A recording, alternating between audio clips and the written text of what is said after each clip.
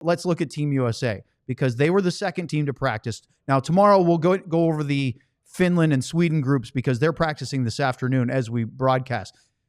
Luds, this is one of the deepest U.S. teams that I think we've ever seen, and they're missing Jason Robertson, who should be on this now. When they came out, he wasn't good enough, but from December to February, he's been one of the best forwards, and I think might be a mistake that he's not out there. But when you see this group, you have Matthew Tkachuk, and I'm reading this for our audio listeners in case you're watching right now going, why is he reading the graphic? Matthew Tkachuk with Jack Eichel and Kyle Connor on the first line. Jack Hughes on the left with Austin Matthews and Jake Gensel on the second. Brady Tkachuk with JT Miller and Matt Boldy on the third. Dylan Larkin on the left with Vincent Trocheck and Brock Nelson on the fourth. And Chris Kreider rotated in practice. That is a very deep and talented group. Yeah, and what I see is Eichel, who carries the puck and handles the puck and passes the puck, and then you got Connor for a shooter. And then you've got Netcracker. And you've got Tkachuk, who is a Tkachuk and is going to be that disruptor. Same thing with Matthews and Gensel. Matthews is a shooter. We know that, 60 goals when he's healthy, but he likes to distribute the puck, and so Gensel goes to the net and he shoots the puck. Hughes can dance, right? Yeah. And then you got another Tkachuk who is the same as the first Tkachuk, and then you've got Miller who's more of a playmaker. Boldy goes to the net and he shoots the puck. But that's feisty. And he's got size. That Brady Tkachuk, JT Miller, and Matt Boldy line, there's some grit in that group. Yeah, and I think the guys on the wings are a little bit more. Miller to me is a jack of, he's like that Swiss Army knife too. I mean, again, if they could have gotten him here and whatever. So should have put a K Tkachuk on there too. Really just Tkachuk the whole lineup out there. Bring the old man back. I don't know if Big Walt's ready to be in game shape right now. He'd need another goalie jersey. Guy might crack and the Larkin ice. can fly. Show that forward group again. Just a quick question, Sam. If you were going to put Jason Robertson in this group, where would he fit? I think I'll say this. He's more deserving and better than Gensel, Boldy, I would put him Kreider, where Boldy is. and Larkin, honestly. Yeah, I'd put him in one of those. And would you move one of those Tkachuk second or third spots. onto the right side then?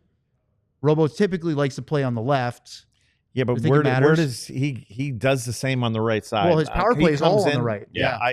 Yeah, you could put. I mean, a lot of these guys don't play on the right naturally. Jake Gensel is a left wing. Let's keep this going, and then we'll talk about some standings. But more USA talk here on the DLS Dallas Stars podcast. Let's go back to Team USA lines here, guys, as we continue here. Let's look at the forward group again, and then we'll get to our defense and goaltending.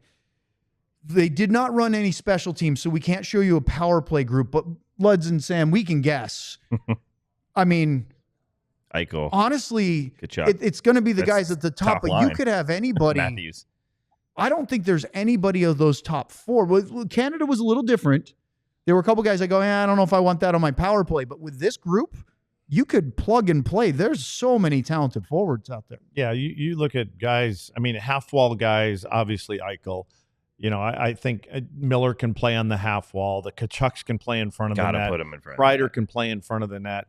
Hughes can play all over the ice. He's so creative on the power play too. Gensel's a shooter, so Boldy, big body again. Nelson's a shooter. Nelson may not see the power play. Kyle Connor has to be a shooter. Jesus. Yeah. With you have two of the better shooters, left-handed shooters, in Matthews and Connor on that lineup. Put them on the right circle and just go to town. And think about that. You can have Eichel on the left half wall, Matthews on the right. I don't know half if they're any better than Canada's though. No, I think they're probably similar. Everyone has elite shooters, elite passers, and elite defensemen. I think they're comparable. Although you're right, there's maybe nobody like McDavid or McKinnon and Makar, but I think it's the mark. I think the U.S. might be deeper. Makar tilts it for me. Well, yeah, especially without Cool. He tilts it for me. Well, and that leads us to our defense. That'll hurt. Because take a look at the U.S. defense. They are stacked. Adam Fox, and this is missing Quinn Hughes, which is a shame because which would be the comparable. He's the closest to Makar for the U.S., right? Werenski's been great this year, though, but I don't think that they're not going to have a Makar, even if. Well, Adam Fox it'll is be a heck Fox of an and offensive player, probably right? running those. Yeah, but he's not as good as he was last year. No, his game's been down a little bit. But yeah, he still doesn't do Makar things. So when you look at this group of six, and obviously they have an extra in there, but what do you see in that as far as how the pairings look? Extra is Sanderson, right? That's it. Jake Sanderson was the replacement, right, for Hughes. Yeah. And, we hear that Bill Guerin's really high on Sanderson's game. But Werenski's not coming out of the lineup. McAvoy, Slavin's fantastic. Fox is great. Hannafin's been okay this year. I think he can be better, but he was really good in the playoffs against the Stars last year. And Faber, everybody's really positive on this young defense. This is a very talented group, even missing Quinn Hughes. Werenski could win a Norris this year, so he's playing great. McAvoy's been injured for a while, and he's just come back, and he's kind of getting back in the swing. I think when big body Slavin, same thing with Hannafin. Faber is a guy that we've seen a couple times now, and I'm really impressed with him, the way he plays the game.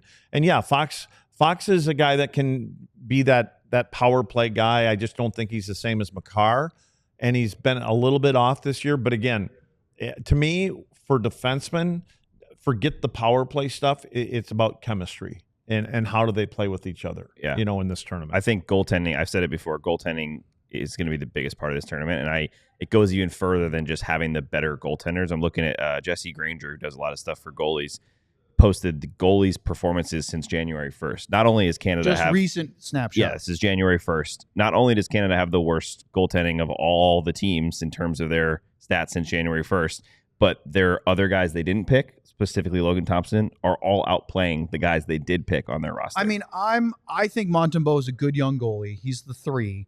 I think he's lost his last 9 games. Montreal's been brutal lately. But I like Montembeau. I can see playing him, in Montreal. Canada and Finland's goalies are all under 900. I mean, Aiden Hill's got to be the guy right now, doesn't it? Is he better than Binnington? He should be the starter right now. Here's the thing. Every nation has a goalie that could be a difference maker, but the U.S. has 3 that could be difference makers. I bet you Army talks him into starting Binnington. You think?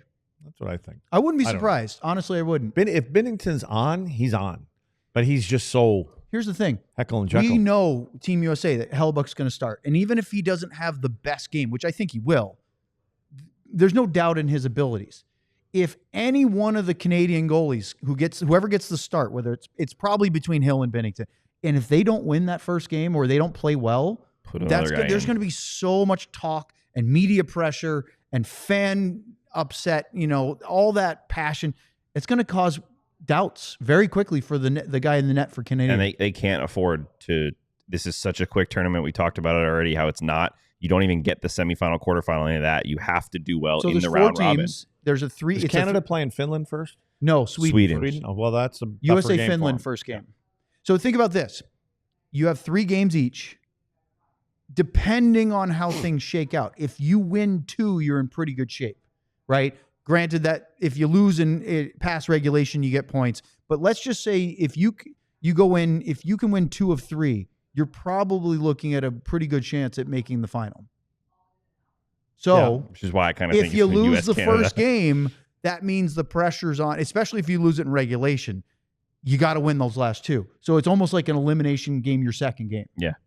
And it's US-Canada in the second game, which I think is awesome. Can you imagine, Luds, if the Swedes shocked Canada, which we'll see.